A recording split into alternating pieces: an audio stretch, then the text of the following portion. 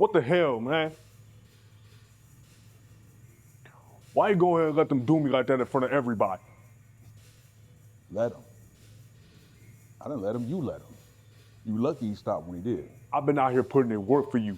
And you let this bitch ass go and make me look weak in front of our soldiers? You got soft. You got half the hood looking at us all sideways. You always talk about peace. Ain't no peace in this business.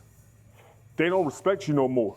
And that's okay with you if you want to rock like that, but it's not okay with me. They need to fear us. They need to know that we will shed blood and burn this city to the ground to protect what's ours. Then what? You burn everything down, then what do you have to rule over? What's going on? Bro, don't touch me. He say I'm getting soft. He say they don't respect me no more. You agree? Hey, come on, my G. Do you agree? No. You afraid of me?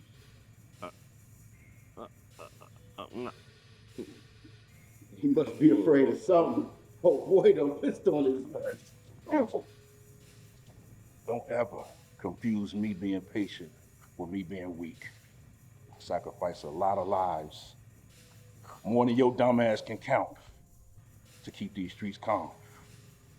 And I will scorch earth before I let a wannabe gangster like you ruin the peace I built. Run.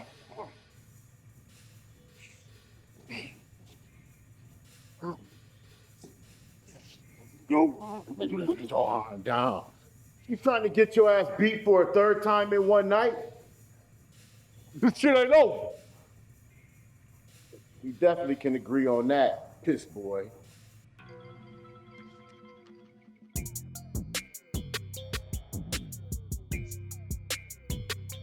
Guess what I just did?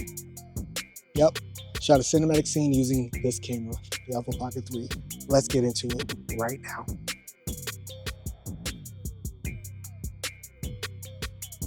So what you just saw is a cinematic scene using the Osmo Pocket 3.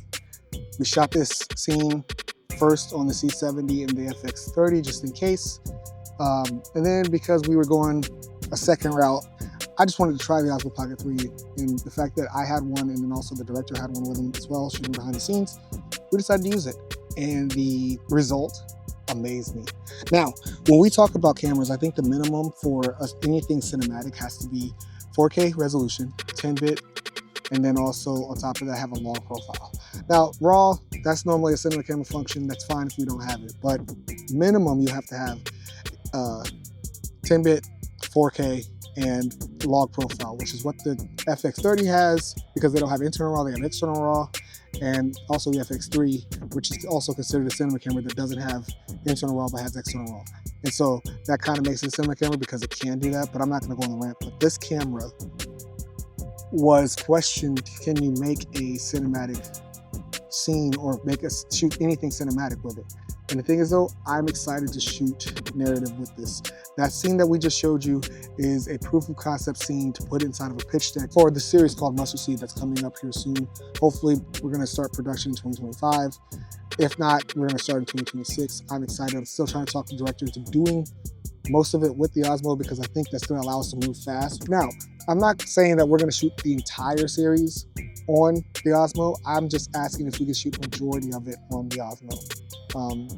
Things like low light, stuff like that, we still have to figure that stuff out because there's limitations. And when you have limitations, one, that makes things creative, but two, like, especially when you're doing something like a series and stuff like that, you gotta be able to get the shot that you need. You don't wanna have too much grain or too much noise because your camera can't handle the low light.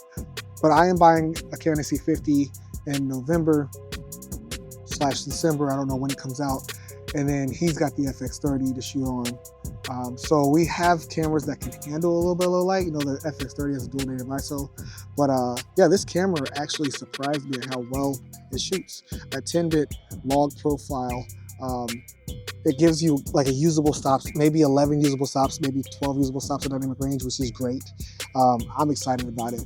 And I'm hoping that we can shoot this there. But like, let me know what you guys thought about the scene. Let me know what you thought about the possibilities of what we can do with a camera like this. I'm looking forward to do some testing of shooting a series on social media that's narrative, and that I will be using these cameras to shoot the entire thing.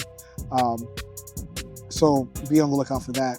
But yeah, I'm looking forward to practicing more with this camera to shoot narratives and just to figure out what the kinks are, because the more I have practice, the better I can be when the game shows up. So let me know, and I'll see you on the next one.